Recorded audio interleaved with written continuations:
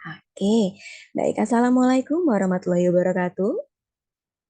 Selamat pagi dan salam sejahtera untuk kita semua.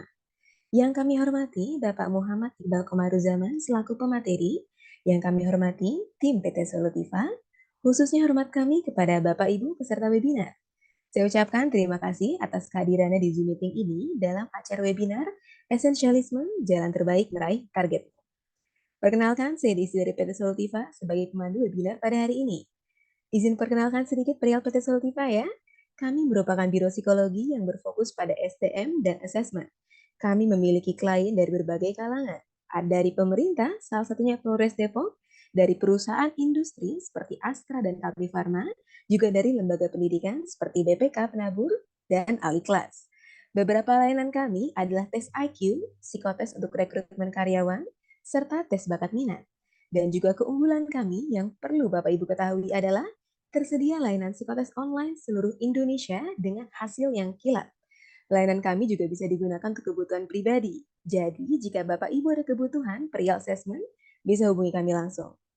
Kemudian saat ini kami membuka proyek baru yaitu Solutiva Academy yang berfokus ke arah pelatihan untuk berbagai kebutuhan, baik gratis dan juga berbayar. Webinar gratis ini adalah sebuah proyek yang rencananya akan diadakan rutin sebulan sekali dengan berbagai pemateri dan mengangkat beragam tema penting yang bermanfaat untuk seluruh kalangan. Bapak Ibu bisa follow IG kami ya agar tidak ketinggalan info yaitu @solutiva.academy atau @solutiva-Indonesia. Baik, untuk webinar Esensialisme Jalan Terbaik Meraih Targetmu disusun dengan materi sebagai berikut. 1. Apa itu esensialisme? Kedua, bagaimana esensialisme membantu kita? Terakhir, esensialisme dengan time dan target management. Adapun materi ini disusun dan akan dibawakan oleh pemateri kami, yaitu Bapak Muhammad Iqbal Komaruzaman. Izin Bapak Iqbal, saya perkenalkan sedikit ya Pak. Oke. Saat ini Bapak Muhammad Iqbal Komaruzaman merupakan Head of People and Culture Project di PT Solutiva. Dengan riwayat kerja sebelumnya sebagai Senior Training Specialist di PT Jobstreet Indonesia dan Technical Capability Specialist di PT Santori Garuda Beverage. Baik, kalau begitu untuk mempersingkat waktu kepada Bapak Iqbal, kami persilahkan.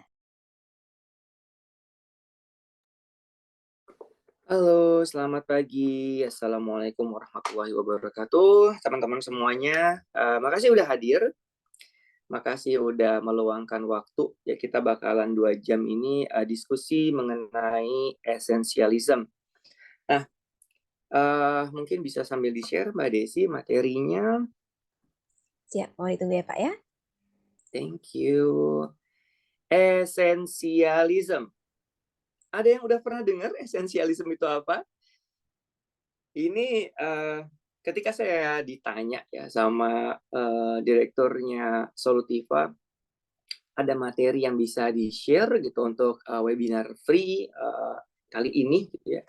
Saya mikir materi apa ya yang kira-kira mungkin di Indonesia nggak begitu banyak yang tahu, tapi ini sebenarnya bagus nih buat di-share. Maka saya share materi ini yang kebetulan saya dapat ini waktu saya dikirim ke Malaysia. Essentialism saya dapat dari trainernya yang beliau adalah orang Australia. Saya di training di Malaysia oleh orang Australia yang ternyata beliau tinggalnya stay-nya di Bali. Nah, kan asik banget nih. Nah, essentialism kalau dari judulnya, dari kata-katanya, mungkin teman-teman agak asing gitu ya. Tapi kalau misalnya essence, kira-kira teman-teman mungkin yang perempuan, essence itu sering dengar. Kalau misalnya yang bikin kue rajin, essence, ada yang tahu? Essence vanilla, essence macam-macam lah kan. Itu kalau misalnya di sini ya, itu disebutnya biang. Jadi kalau misalnya mau bikin kue pakai biang itu tuh biar rasanya lebih enak. Biangnya rasa stroberi, biangnya durian, biangnya apapun itu rasanya ada. Jadi essence ini biang. Jadi essentialism itu adalah kita mencari sumbernya, intinya. Kalau misalnya teman-teman pernah nonton YouTube atau Instagramnya Pak Dul, nah itu core of the core. Nah itulah essentialism. Oke, next slide Mbak Desi. Buku ini ya jadi awalnya dari buku Essentialism itu dari tulisannya Greg McCown. Nah, Kita akan belajar ini tadi sudah disebutkan sama Mbak Desi. Next slide, Mbak Desi.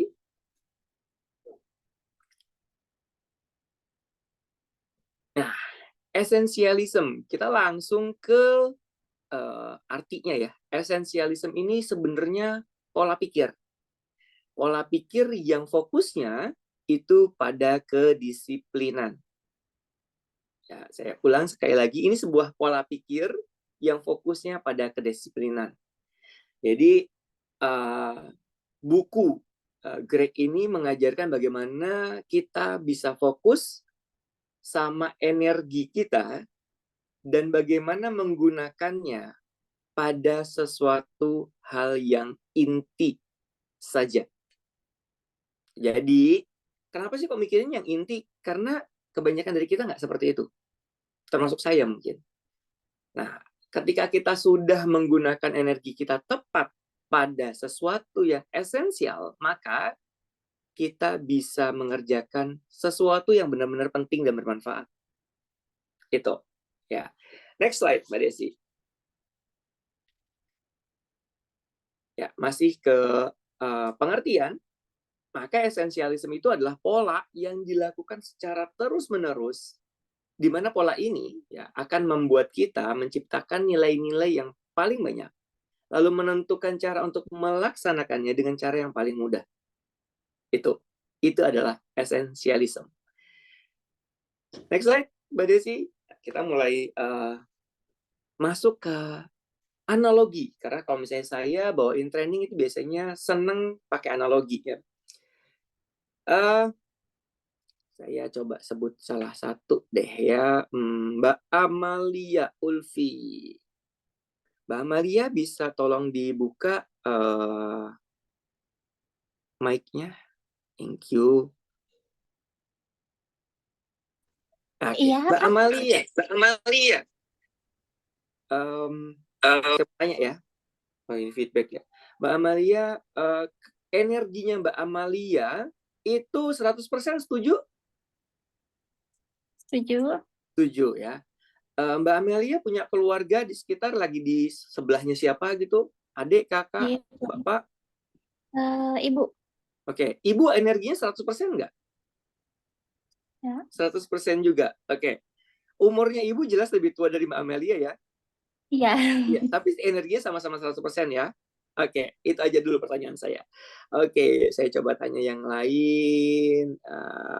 Mas Hari Sura, bisa di open mic, Mas? Iya, Mas. Ya. Mas, energinya ada berapa persen, Mas, sekarang, Mas? Saat ini. Saat ini tinggal 80 mungkin. Oh, oke. Bu, berarti udah mungkin jogging, melakukan aktivitas ya. Jadi tinggal 80%. Wah, luar biasa. Kalau misalnya orang di sekitar Mas Hari, energinya kira-kira kalau misalnya dilihat ya dari wajahnya, energinya kira-kira berapa persen? Mungkin 50. Kerjanya lebih berat berarti ya. Oke. Terima kasih Mas Hari. Oke, teman-teman, kita semuanya ya, mau apapun rasnya, mau apapun agamanya, mau kelahiran tahun berapapun, itu energinya pasti 100%. Pasti. Dan terus kemudian ada input, ada output nih yang saya tulis nih. Apa nih hubungannya? Next slide, Mbak Desi. Karena kita ngomongin mindset, kita ngomongin performance, kita ngomongin hal yang akhirnya kita pakai dari energi ini menghasilkan sesuatu kan, maka kita ngomongin tentang investasi. Kok investasi ini bukan tentang uang? Ya, bukan. Tapi investasi energi. Yang saya bicarakan adalah energi kita yang 100% nih, begitu bangun tidur, itu kan energi kita sudah di-charge 100%, udah benar-benar seger, ya. Kita mau investasikan energi kita pada yang mana? Pada input atau pada output? Nah, mungkin masih agak berpikir input, output, itu maksudnya gimana? Oke, saya tanya sama, sebentar, siapa yang suka bola ya di sini ya? Saya kira-kira aja ya ini ya. Saya juga nggak tahu suka bola apa atau enggak. Mas Pratama, bisa open mic? Ya, Iya. Mas. Hai Mas Pratama. Saya mau tanya Mas, suka olahraga apa Mas? Hampir semua sih suka olahraga. Wah, keren. Oke. Berarti suka sepak bola ya, yang paling umum dan paling orang lain banyak tahu ya? Suka ya? Ya. Oke. Mas Pratama, kalau misalnya Mas Pratama main bola nih ya, pasti pinginnya menang ya, Mas? Jelas, pasti. Oke, itu kira-kira menang main bola itu output atau input? Output mungkin ya? Output ya, oke. Ya. Yang Mas Pratama lakukan ketika mulai bermain bola, itu masih mikirin saya harus menang, saya harus menang, saya harus menang, atau bermain sebaik-baiknya? Yang kalau di yang saya pengalaman tuh pasti menang mikirnya. Mikirnya menang, berarti nggak Ya, mikirin gimana caranya main sebaik-baiknya gitu ya? itu nomor 2 sih kalau itu. Oh, oke. Berarti yang pertama kali dipikirin adalah output. Baru Ya, terus kemudian kita mikirin inputnya gimana. Karena input itu bagaimana kita cara main sebesar-besarnya gitu kan ya? ya. Oke, saya tanya yang lain. Saya tanya siapa ya? Saya tanya perempuan mungkin. Siapa ya yang kira-kira...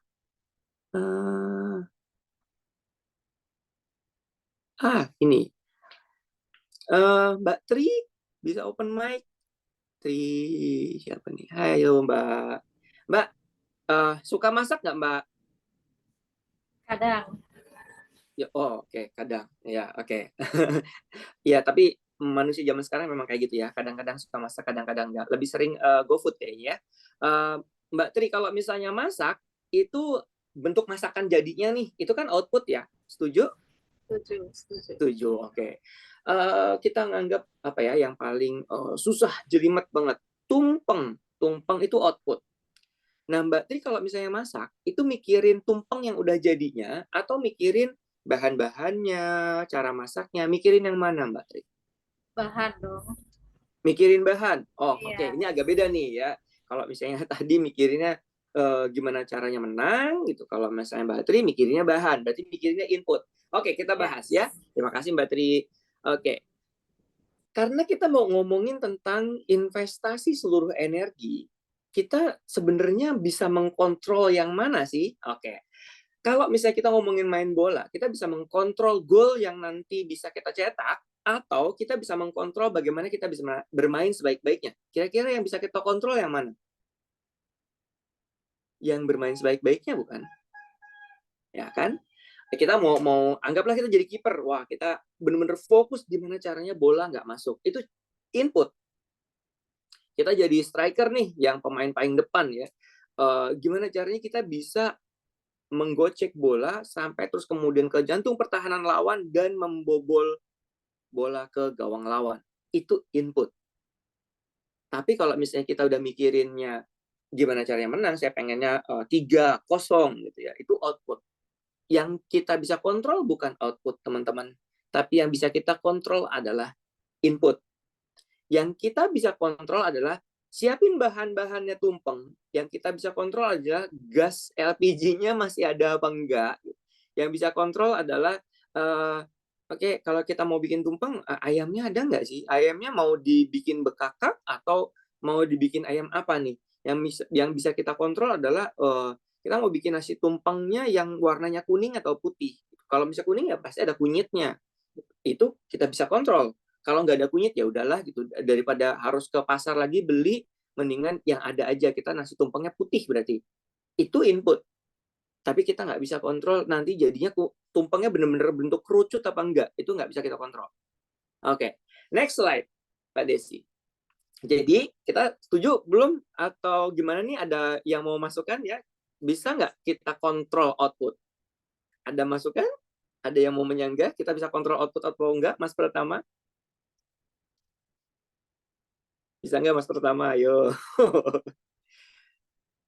Pastinya enggak. Ya. Bahkan ya, ini kita kalau mengesampingkan dosa ya, kalau misalnya kita taruhan nih, kan kalau misalnya bola, apalagi Piala Dunia ya, banyak banget yang taruhan kan. Wah, saya megang 2-1 Belanda. Apakah kita bisa kontrol? Enggak.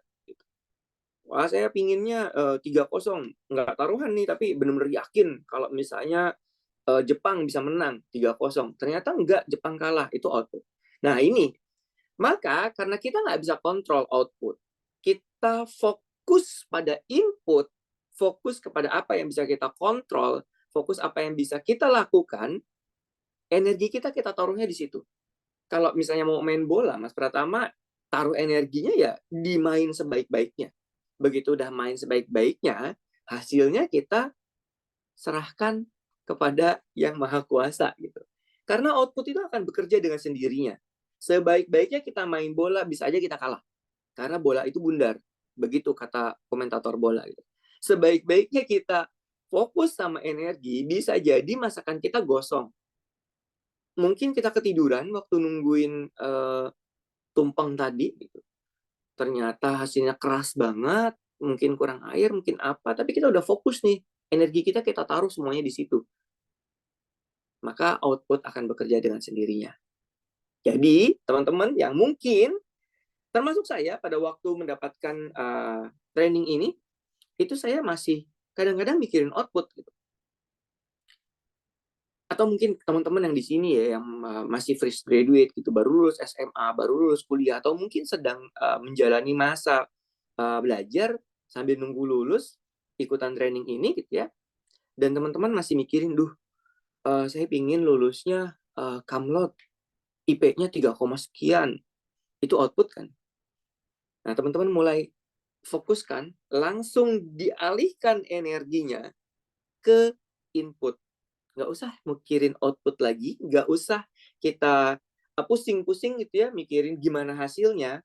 Fokuslah dengan apa yang sedang kita kerjakan sekarang, dan kita bisa kontrol itu semuanya. Gitu. Oke, next slide Mbak Desi. Kalau kita udah fokus dengan energi kita taruh itu di mana? Kita mulai bahas tentang esensialisme ini sendiri. Gimana sih esensialisme itu bisa ngebantu kita? Karena udah fokus. Oke, terus kemudian apa sih fungsinya ke hidupnya kita ya? Oke, next slide Mbak Desi. Ya, kalau kita mau ngomongin gimana esensialisme bisa ngebantu, kita ngomongin dulu esensialisme. Kalau misalnya nggak kita lakukan, ya non-esensialisme artinya, itu apa yang terjadi?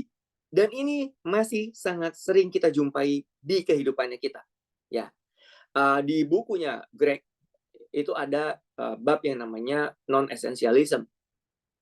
Dan yang pertama kali disebutkan adalah multitasking.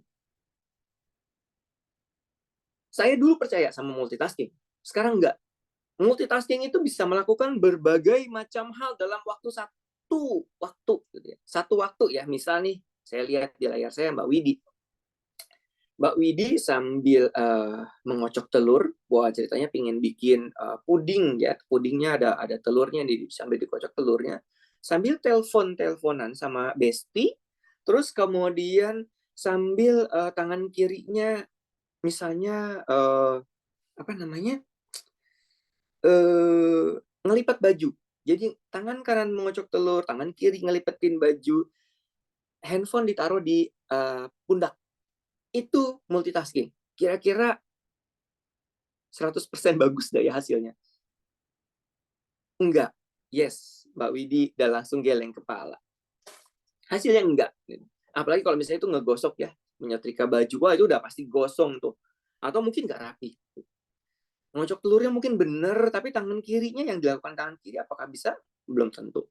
Jadi kalau misalnya yang katanya mungkin teman-teman pernah sering lihat gitu ya di Instagram atau di media sosial, ibu-ibu itu multitasking, sementara bapak-bapak itu enggak. Apakah benar multitasking? Yang terjadi sebenarnya bukan multitasking, tapi men-split kegiatan. Gitu. Jadi bukan multitasking, tapi split tasking.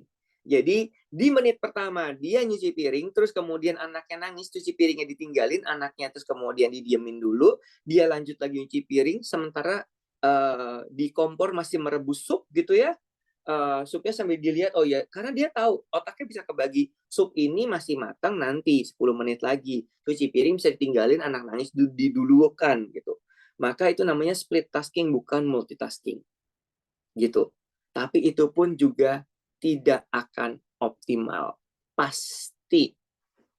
Begitu nyuci piringnya dilanjutin, anaknya nangis lagi. Bisa jadi ketika terjadi suatu kesalahan, piringnya pecah mungkin, atau supnya kelewatan, sehingga akhirnya kehabisan. Bisa jadi.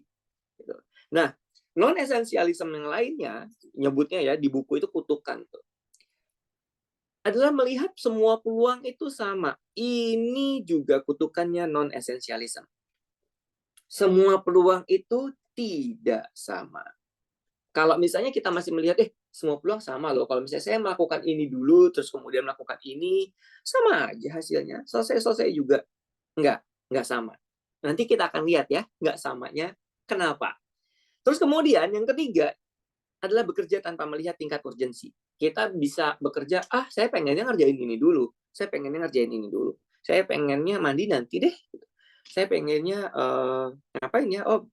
Mungkin lari dulu, jogging dulu, terus kemudian saya pingin mandi, habis itu saya ngebersihin rumput di halaman, habis itu pokoknya acak, randomly. Nanti kita akan lihat bagaimana kita bekerja tanpa melihat tingkat urgensi, dan kemudian ketika kita sudah mulai masuk ke esensialism, bekerja dengan tingkat urgensi itu gimana bisa ngebantunya kita. Oke, next. Oke, itu kutukan loh disebutnya di buku itu ya. Nah, yang pertama kali kita bahas adalah bagaimana kita bisa menemukan prioritas. Berapa kali sih teman-teman bisa mengerjakan sesuatu yang kurang penting sementara meninggalkan pekerjaan yang penting? Ada yang mau pengakuan dosa? Ya, ketika kita melakukan sebuah pekerjaannya ternyata itu nggak penting-penting amat. Tapi ternyata kita melupakan sebuah pekerjaan yang penting. Safin mau berbagi pengalaman? Karena saya lihat open mic nih.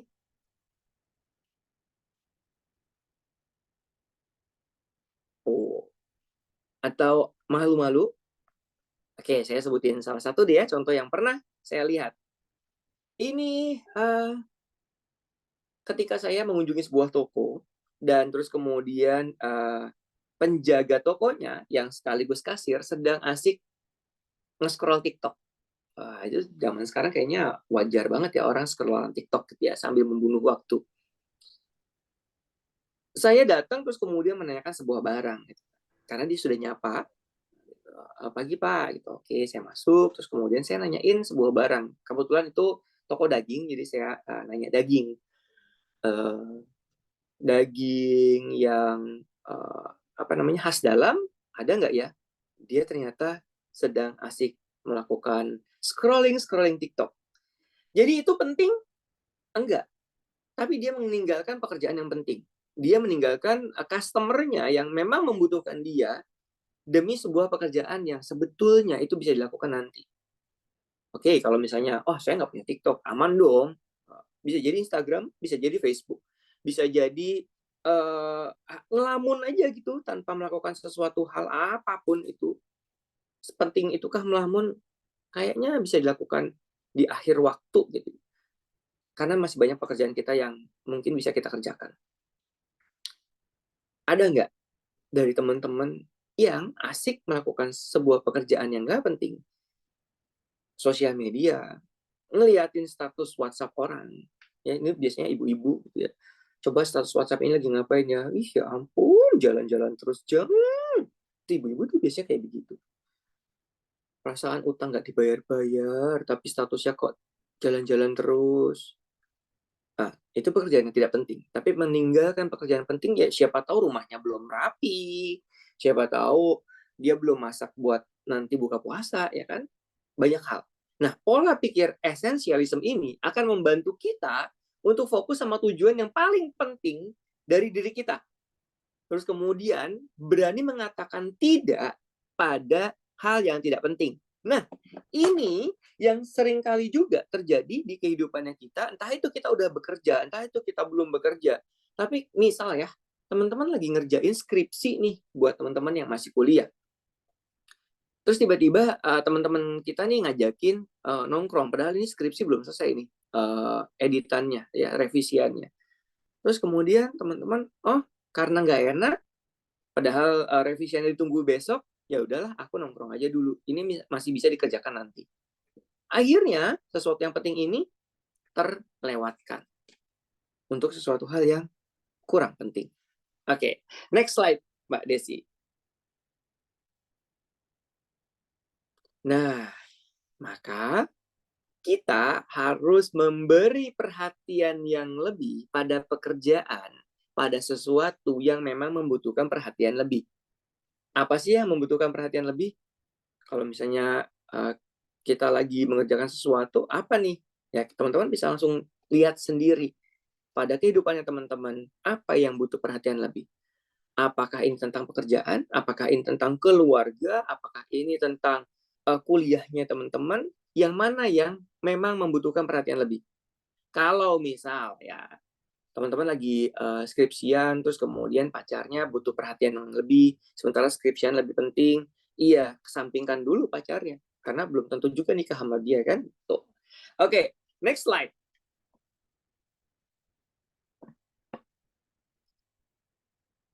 Basic. Mohon izin sebentar, Bapak.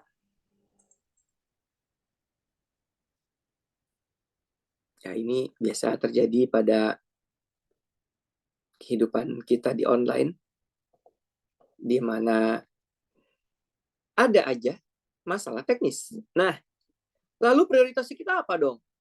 Tentuin sendiri, teman-teman. Saya nggak tahu prioritasnya teman-teman apa. Orang tua mungkin juga nggak tahu prioritasnya kita apa. Karena kita yang tahu loh, kita yang menjalankan hidupnya kita masing-masing. Jangan pernah biarkan lingkungan kita, baik itu orang tua, teman, sahabat, ya pasangan, menentukan prioritasnya kita. Never. Maka prioritasnya kita itu ditentukan sama diri kita sendiri, ya.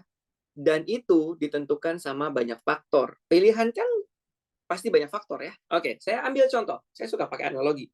Kalau misalnya teman-teman pergi ke restoran, ngelihat sebuah menu, teman-teman bisa langsung milih? Iya, kalau itu restorannya cuma ya jualnya satu hal aja, soto. Maka teman-teman ya nggak ada pilihan yang lain selain memilih soto.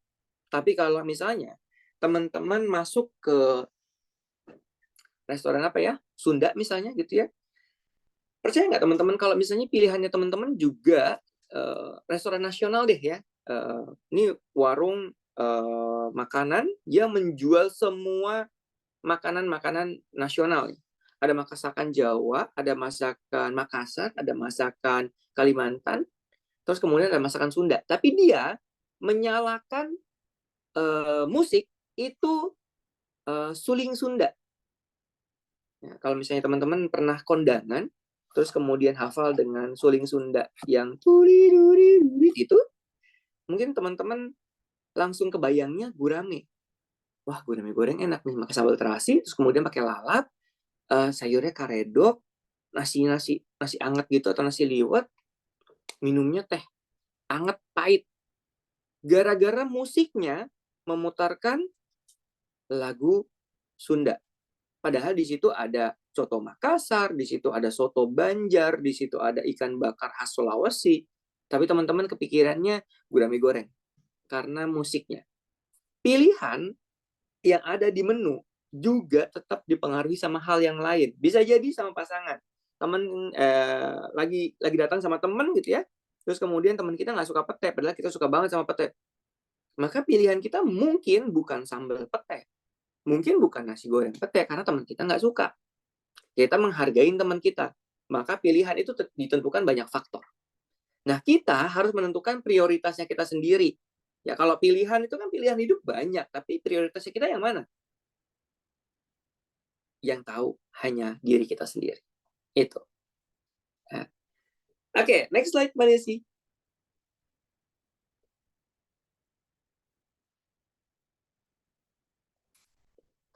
Nah, yang mau saya itu teman-teman lakukan ini adalah yuk kita bareng-bareng latihan ya. Jadi semuanya harus melakukan ini. Teman-teman harus memikirkan beberapa hal penting yang harus dicapai pada minggu ini atau bulan ini. Sekarang tanggal berapa sih? Tanggal 20 sekian ya. Teman-teman mau mencapai apa nih di bulan ini? Ya, jadi di bulan Maret ini, teman-teman harus mencapai ini nih. Apa tuh? Teman-teman pikirkan beberapa hal penting yang harus dicapai di minggu ini atau di bulan ini. Ya, oke, kalau misalnya udah, saya kasih waktu ini 5 menit ya teman-teman. pastiin tujuan yang teman-teman tadi pikirin itu bisa terukur keberhasilannya. Bisa terukur keberhasilannya. Kayak misalnya apa? Oh, kebetulan ini bulan puasa dan saya agak sedikit overweight, maka saya pingin nurunin berat badan sekitar 8 kilo. Misal, itu bisa terukur kan keberhasilannya. Oh, kalau misalnya 7 kilo ya berarti belum berhasil. Kalau udah 9 kilo berarti, wah berhasil banget. Nah, itu tolong pastiin hal yang teman-teman pikirkan itu bisa terukur keberhasilannya. Yang nomor 3 yang perlu teman-teman lakukan adalah fokus ke 3-5 hal yang dapat mendekatkan teman-teman ke tujuan tersebut.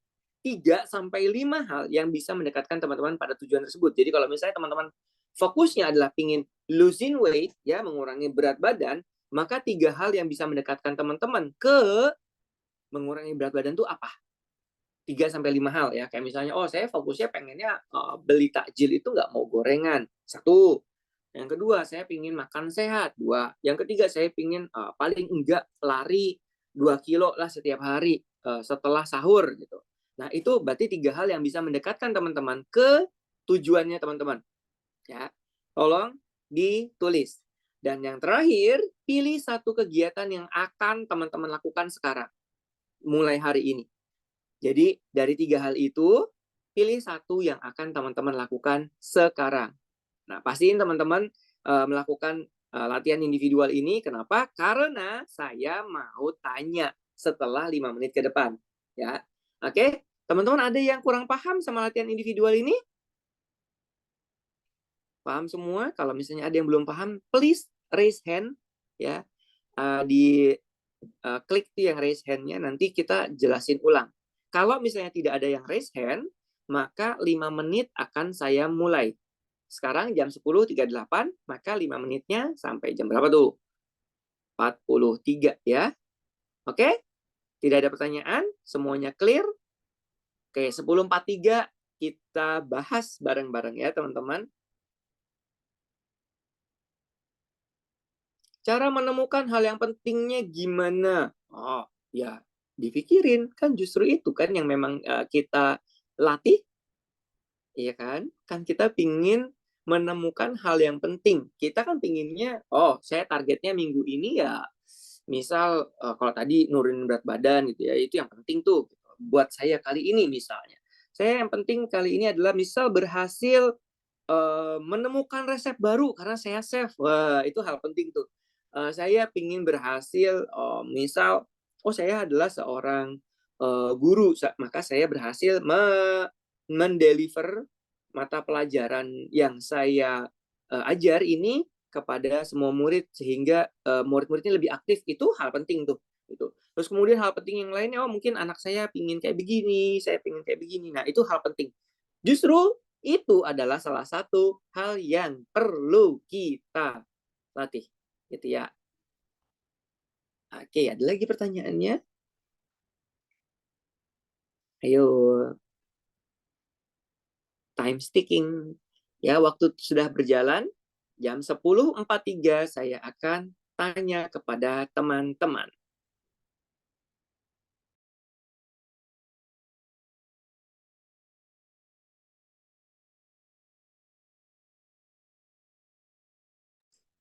Mbak Desi juga boleh ikutan ya. Jadi mungkin Mbak Desi pingin sambil coret-coret, pikirin beberapa hal yang penting yang mau dicapai di minggu ini atau di bulan ini. Pastiin nomor 2 teman-teman. Tujuan yang tadi itu, ya beberapa hal penting tadi, semuanya bisa terukur keberhasilannya.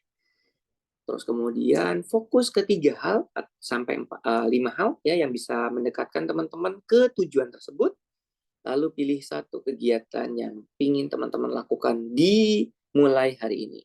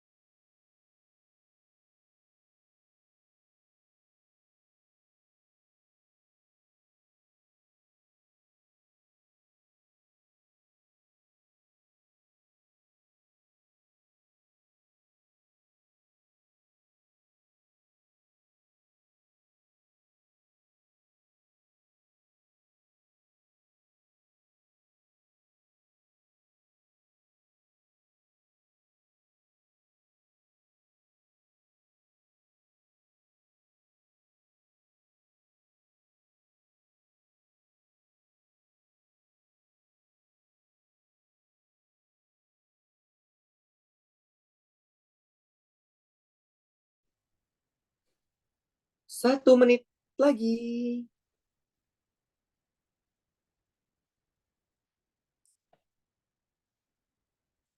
Ternyata setelah saya scroll-scroll ada yang namanya Desi juga peserta kita.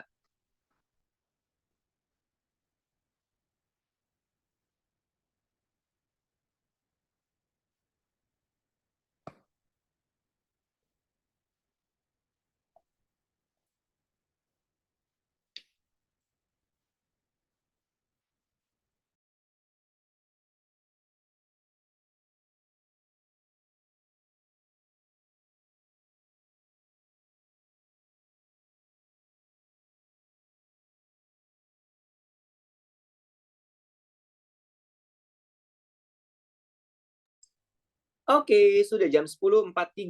Teman-teman semuanya sudah selesai? Saya harap teman-teman semuanya melakukan apa yang saya minta ya. Karena ini juga pasti akan banyak membantu teman-teman nantinya. Oke, ada yang mau volunteer untuk membicarakan apa yang ditulis tadi, 4 poin tadi yang saya minta? Ada yang mau jadi volunteer?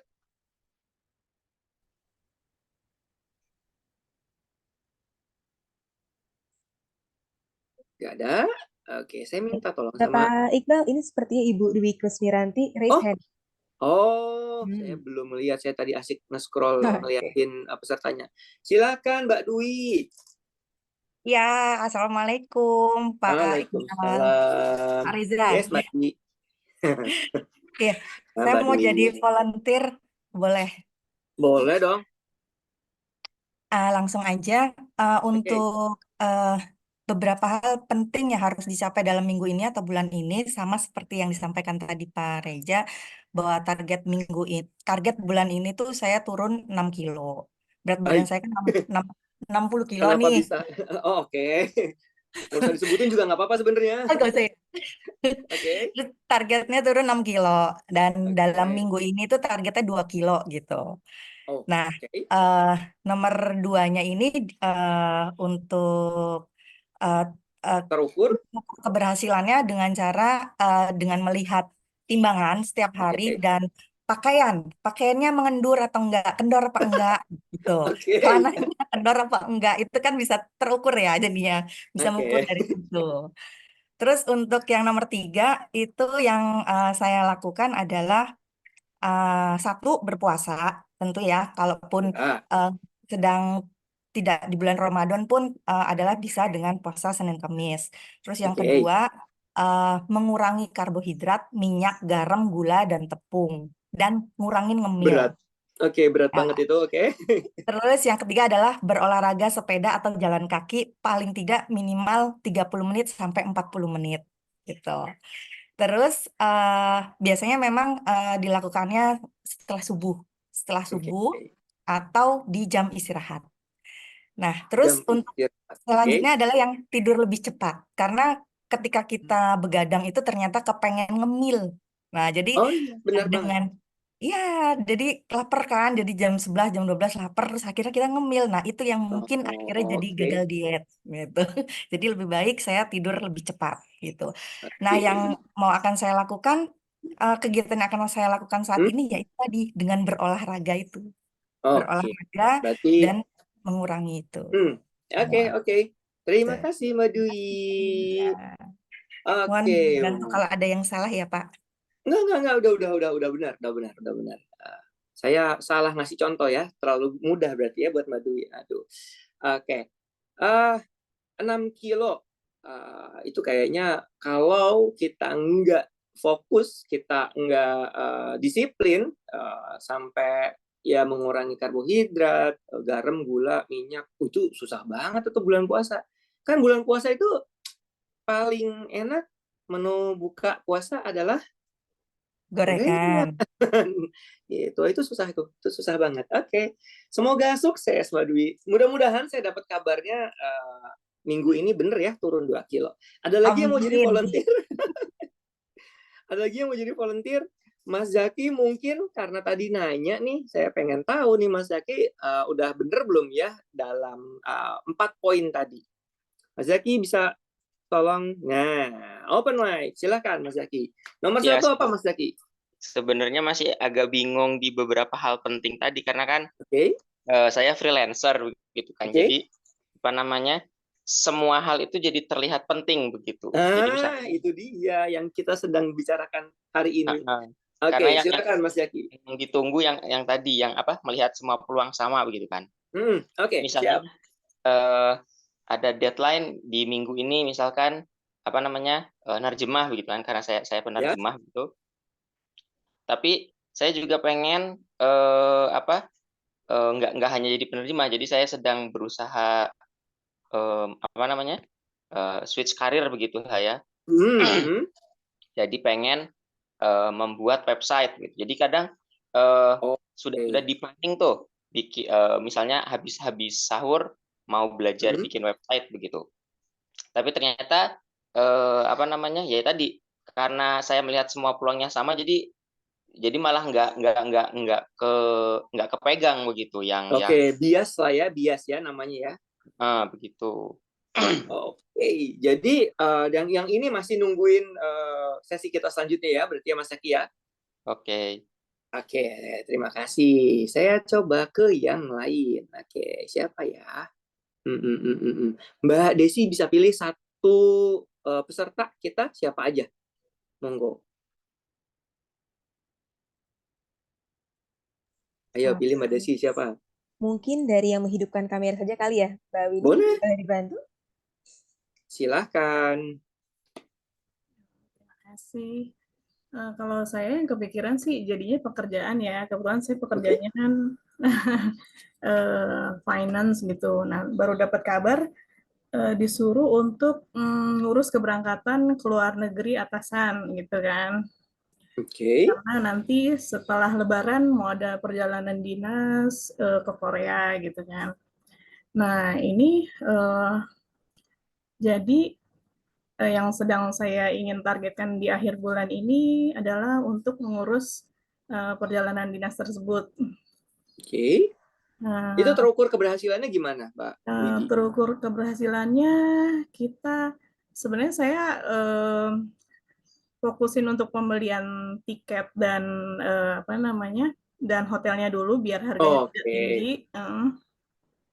Nah, itu penting tuh. Oke, apalagi Mbak Widi? Lalu untuk fokusnya saya pastinya harus budgeting ya, karena harus minta dana sebesar berapa yang dibutuhkan. Nah, terus juga saya harus punya paspor mereka dulu karena harus ada pembuatan visa segala, dan mungkin itu yang akan mundur tidak sesuai target gitu.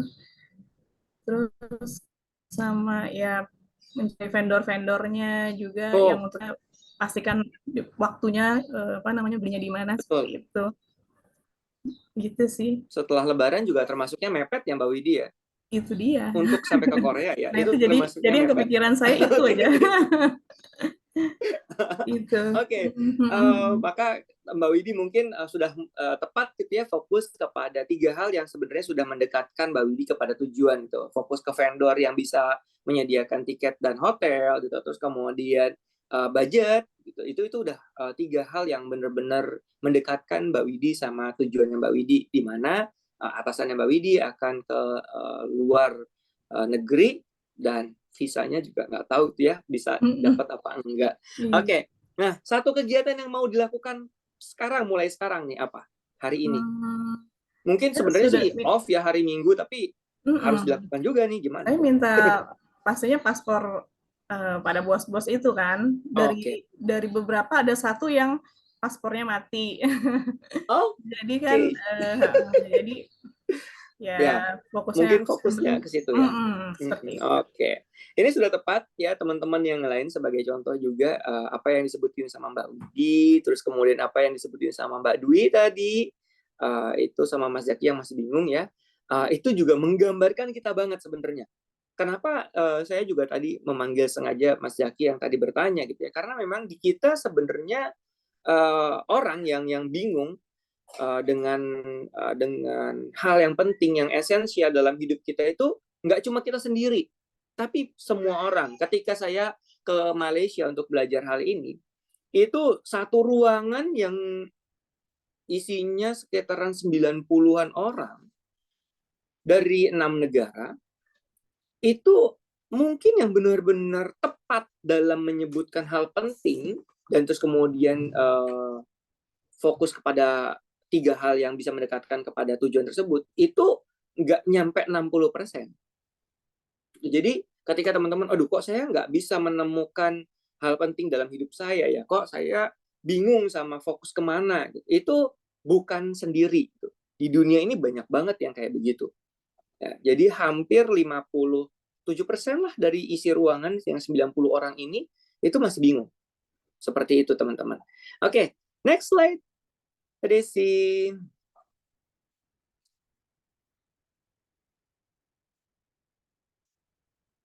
Nah, ini yang latihan individual ini ya, itu bisa teman-teman terus lakukan setelah training ini selesai gitu ya. Apapun momennya coba deh dilakuin. Jadi 4 hal tadi, karena nanti kan kita bagikan juga materinya ya kepada teman-teman. 4 hal tadi itu bisa terus dilakukan ketika teman-teman mau kembali fokus, kembali menggunakan esensialisme dalam hidupnya teman-teman. Gitu. Oke. Yang selanjutnya adalah membuat rangkaian proses yang terukur. Tadi di latihannya kita itu prosesnya harus terukur ya, udah disebutkan gitu. Lalu terukurnya ini kayak gimana? Saya ambil contohnya Mas Jaki ya, kalau misalnya boleh minta izin saya. Ketika kita mau switch karir menjadi karir yang nggak sekarang kita lakukan ya, kayak misalnya Mbak Widi yang tadinya finance, yang juga ternyata mengurus GA ya, kalau misalnya di perusahaan-perusahaan umumnya ini general affair nih, bukan orang finance gitu ya. Terus kemudian mau switch karir misalnya ke yang benar-benar jauh gitu dari finance ya, kayak misalnya HR gitu. Mbak Widi tiba-tiba tertarik sama HR, dan atau mungkin atasannya, Widi kamu sekarang HR ya pegang, bingung tuh kan. Lalu kan kita mau ada proses ya dari finance ke HR. Prosesnya kayak gimana sih? Ya harus terukur setiap stepnya. Harus bisa kita monitor perkembangannya. Tiap kemajuannya bisa dilihat gitu. Ketika kita mau switch karir yang benar-benar jauh dari karir kita sekarang, maka kita harus lihat tujuan utama dari karir kita tersebut itu apa sih? Terus kita breakdown satu. Oke, dari HR itu apa aja sih komponen-komponennya? Oh, ada rekrutmen, ada penggajian, ada payroll, terus kemudian ada yang namanya people development, ada yang namanya organizational development. Saya mau menguasai apa dulu? Ketika kita mau switch karir ya, jadi kalau misalnya tadi contohnya Mas Zaki mau switch karir menjadi seorang website developer, tujuannya seorang website developer itu apa? Terus kemudian kita breakdown. Oke, ukuran sukses di misal membuat UI gitu ya, user interface-nya seperti apa yang kategorinya sukses. Itu terukur nggak? Kalau misalnya terukur, itu kita lakuin. Setelah itu apa lagi? Itu terukur nggak? Kalau misalnya terukur, kita lakuin. Ukurannya sudah kita capai atau belum. Jadi proses tersebut agar kita bisa memonitoring hal tersebut itu harus bisa terukur. Gitu. Setiap proses agar kita bisa monitor progresnya semuanya harus terukur. Gitu. Sama kayak yang tadi Mbak Widi bilang, ya, saya mau kumpulin dulu paspor. Udah semuanya, oh ternyata 1 orang belum, berarti belum sukses ya. Oke, kita tunggu 1 orang ini sampai mengumpulkan paspornya, karena dia masih mati nih paspornya. Besok mungkin dia bisa urus paspornya. Setelah itu apa lagi? Sambil ngurus apa nih yang bisa dilakukan? Karena itu belum sukses, kita bisa melakukan apa lagi? Oh, vendor. Ada berapa vendor yang menyediakan perjalanan ke Korea, berikut juga hotel dan segala macamnya. Ya, saya jadi kepikiran punyanya temannya istri ya, yang dipakai sama Raffi Ahmad sama Nagita Slavina juga. Bright apa gitu, lupa. Itu sudah dilakukan belum? Kalau misalnya udah, oke, ukurannya apa? Oh, dapat 3 vendor, udah dapat 3 belum? Kalau misalnya belum, berarti cari 1 lagi. Begitu setiap prosesnya, kita ulang-ulang terus. Prosesnya ini udah dilakukan, oke. Mbak Widi bilang, saya harus dapetin 3, paling nggak, buat mengajukan ke atasan. Pak, kalau si A harganya sekian, B harganya sekian, C harganya sekian. Seperti itu kan yang pasti Mbak Widi lakukan, ya. Jadi, make sure semua rangkaian proses, saya ulang sekali lagi, harus terukur dan terstruktur. Jadi 1, 2, 3, 4, enggak ngacak gitu. Jadi jangan pernah melakukan hal secara acak. Oke, next Mbak Desi. Kalau kita balik lagi ke makanan ya, sambil Mbak Desi buka slide selanjutnya. Kita mau bikin kue ini kan nggak mungkin kita bikin toppingnya dulu, terus kemudian baru, oh saya lupa belum ngocok telur, baru ngocok telur. Oh saya lupa margarinnya, kan nggak mungkin kayak begitu. Nanti kuenya pasti bantat. Nah, ada seni di buku tersebut yang namanya tukar guling. Ini bahasa Indonesianya ya. Ini juga saya artikan secara bebas gitu. Seni tukar guling. Jadi menukar satu hal yang tidak penting, digulingkan, terus kemudian ditukar sama hal yang penting. Misalnya apa? Oke, kalau misalnya kita sedang melakukan banyak hal, dan terus kemudian semuanya berkecamuk di pikiran, yang mana ya yang penting? Kita bagi. Oke, ada berapa hal nih, sampai kalau misalnya kita saking bingungnya, kita catat deh. Nemenin anak main, terus kemudian misalnya belajar website tadi gitu kan, terus kemudian kita mau belajar resep baru karena kita juga pengen jadi koki, misalnya buka restoran kecil, apalagi ya, saya pengen juga nurunin berat badan, semuanya dicatat, semuanya, terus kemudian kita coret yang nggak penting. Lah kan kita lagi bingung yang nggak penting yang mana. Coba lihat impact-nya dari apa yang sudah kita tulis itu segimana. Impact-nya ya, jadi kita mikirin impact dari kegiatan tersebut. Impact dari nyari resep-resep baru itu apa? Impact dari belajar website itu apa? Impact dari nyari vendor baru ini apa? Terus kemudian kita harus diukur semuanya. Oh, ini kita mau cari berapa menit. Oh, ini harus kita cari sampai dapat berapa vendor. Oh, ini harus kita cari belajarnya nih. Kan karena tadi ada yang belajar kan. Belajar ini mau berapa menit. Itu ukuran loh. Website nih, belajar website mau berapa menit sih hari ini. Hari ini mau belajar 1 jam aja. Ya udah, kalau misalnya sudah 1 jam, selesaikan. Karena ada kegiatan yang lain yang menunggu. Kan hidup kita nggak cuma belajar itu aja. Gitu. Ya. Tukar guling, tukar sesuatu hal yang nggak penting sama hal yang penting. Kalau misalnya masih bingung, tolong catat semuanya, coret yang impact-nya tidak terlalu powerful. Itu aja. Next, Mbak Desi. Nah, setelah yang ini saya buka sesi pertanyaan dulu ya. Nah, tukar guling ini harus sadar sepenuhnya. 100% sadar. Nggak bisa terus kemudian sambil kita masih mau tidur gitu, ngawang-ngawang sambil kita tulis. Nggak bisa. Kita nulis semuanya dengan clear itu saat kita sadar 100%. Kenapa? Agar kita bisa fokus sama hal yang penting yang mana, impact-nya gimana, gitu kan. Makanya terus kemudian di sini tulisannya adalah meraih kesuksesan. Impact-nya apa sih? Loh, kayak misalnya Mbak Dwi, loh impact-nya dia nurunin berat badan apa? Cuma pengen bajunya jadi lebih yang tadinya ketat banget jadi kendur. Enggak, bukan itu. Tapi sehat. Kan itu yang paling impact-nya powerful. Kayak Mbak Widi nyari-nyari vendor, kayak yang nggak ada kerjaan lain aja sih, lu nyari-nyari vendor. Lah, impact-nya adalah bos-bos kita bisa keluar negeri dengan lancar, urusannya selesai, perusahaan kita bisa makin maju loh setelah itu impact-nya. Jadi kita fokusnya ke impact gitu ya. Oke, next slide. Sambil stop dulu Mbak Desi sebelum sampai next slide ya. Boleh deh, nggak apa-apa, udah kebuka. Saya mau tanya dulu, ada pertanyaan sampai di sini? Saya nggak mau training saya tenang-tenang aja, soalnya saya maunya ada yang berisik gitu ya. Ada pertanyaan sampai sini? Saya pengen coba tanya sama yang lain yang belum pernah saya ajak ngobrol. Siapa ya? Rizkia Saulita. Ini cewek cowok ya? Mbak, Mas? Halo? Ada di situ kah? 1, 2, 3. Oh, nampaknya sedang ke kamar mandi mungkin ya. Saya coba cari yang lain. Randy Fahrezi? Ada pertanyaan, Mas? Aman? Mbak Intan Ratnasari, ada pertanyaan? Mbak Desi Nur Hidayah, ini nggak pada tidur lagi kan? Habis biasanya jam-jam segini ngantuk soalnya. Kalau tidur, kalau ngantuk, saya saranin minum kopi teman-teman.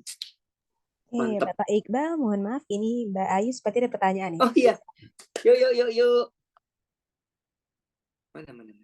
Siapa? Oh, Mbak Ayu. Hai Mbak Ayu. Iya Mbak Ayu, gimana Mbak? Ya, jadi saya mau bertanya, biasanya saya ternyata selama ini sudah cukup sedikit menerapkan esensialism ini.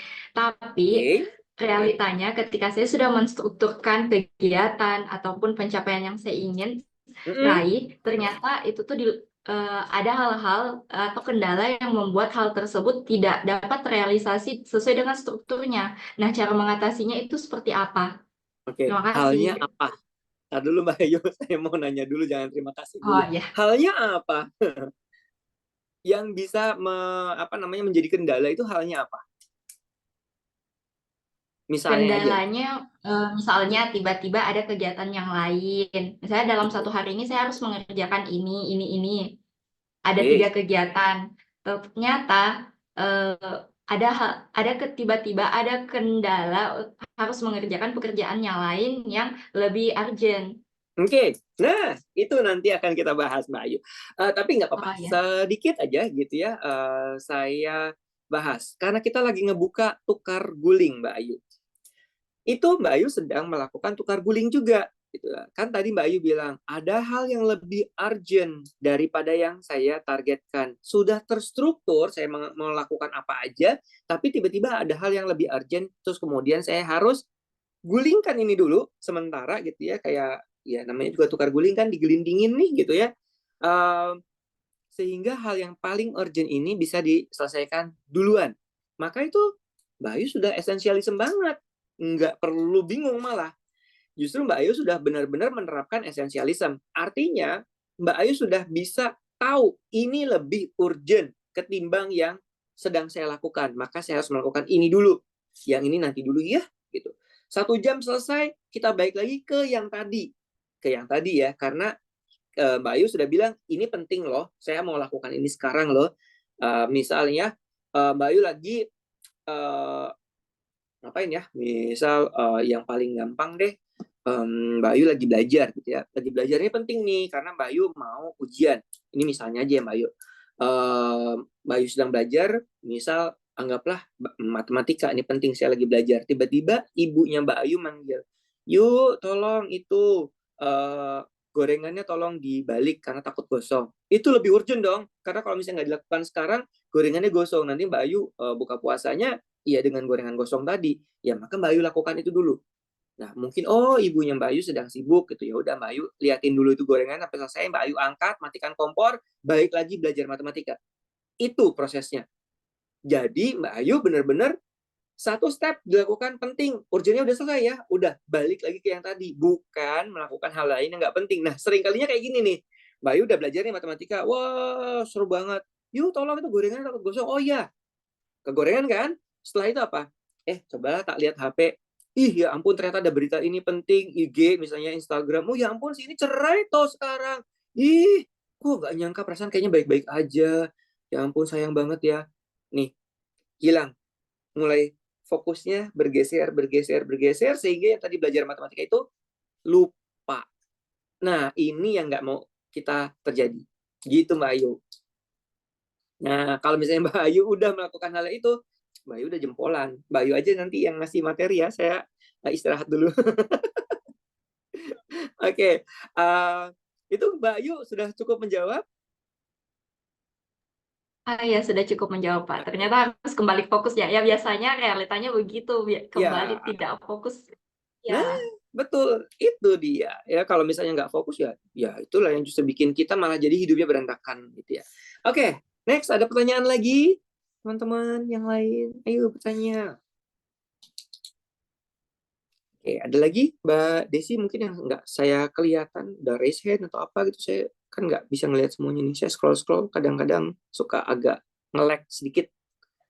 Kalau nggak ada, kita ke next slide. Ya, seni tukar guling. Ya, ini ternyata ada seninya. Kalau misalnya kita mau menggulingkan satu hal yang nggak penting. Nah, tadi kita udah ngomongin, belum Mbak. Nah, tadi kita udah ngomongin energi kan. Kita punya sumber daya loh ya. Kita punya sumber daya. Mbak Widi punya sumber daya gitu. Punya semua sourcing-nya ya. Hebat banget nyari vendor, hebat banget ngatur budget. Mbak Dwi tadi hebat banget dalam mengelola pola makan. Itu sumber daya tuh. Kita punya energi 100%. Tadi semua teman-teman setuju. Energinya sama, plek 100%. Kita punya sumber daya, skillnya orang beda-beda ya. Mungkin saya jago di kayak begini ngomong gitu ya. Teman-teman yang lain mungkin jagonya di budgeting. Saya nggak jago sama sekali itu budgeting, Mbak Widi. Sama sekali. Itu saya walaupun lulusan akuntansi S1-nya, tapi saya nggak pernah bisa itu yang namanya ngatur-ngatur budget, terus kemudian mengelola ledger segala macam, itu nggak jago sama sekali. Makanya kemudian saya loncat dari akuntansi ke manajemen sumber daya manusia. Kita punya sumber daya masing-masing. Kita tahu benar kita ini hebatnya di mana. Kita tahu benar kita ini jagonya apa. Karena tiap orang beda-beda gitu ya jagonya. Ada yang jagonya masak, tapi nggak jago ngasuh anak. Ada yang jagonya ngasuh anak, jago masak, tapi dia nggak jago misalnya ngatur keuangan, macam-macam. Beda-beda orang ya. Gitu. Maka karena kita udah tahu sumber dayanya kita apa, kita tahu energinya kita 100% tadi, dan kita harus tahu menempatkan energi tadi, menempatkan sumber daya kita tadi itu yang layak untuk apaan. Ya, yang layak itu untuk apa? Layak nggak sih kita taruh sumber dayanya kita di situ? Energinya kita semuanya di situ, layak nggak? Kalau misalnya nggak usah. Ya, itu kalau misalnya di Islam, ya, kan kita pasti melakukan satu halnya yang penting kan, ayat favoritnya saya, faiza faroghta fansab, gitu. Kita habis selesai ini ngelakuin satu hal yang penting dengan baik, dengan benar, kita lakukan hal lain yang juga penting dengan baik, dengan benar juga, begitu. Jadi kayaknya Mbak Tri Ustazah nih, bukan begitu Mbak Ustazah? Udah senyum-senyum doang. Ya udah, oke. Next slide. Next. Oke, ya, penting. Nah, kayak sekarang nih ya, kegiatan sekarang sambil nungguin slide berikutnya kebuka.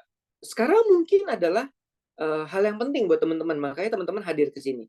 Yang daftar hampir 70 orang, yang datang cuma 20 orang gitu ya. Mbak, kelewat satu slide. Oke, mindfulness.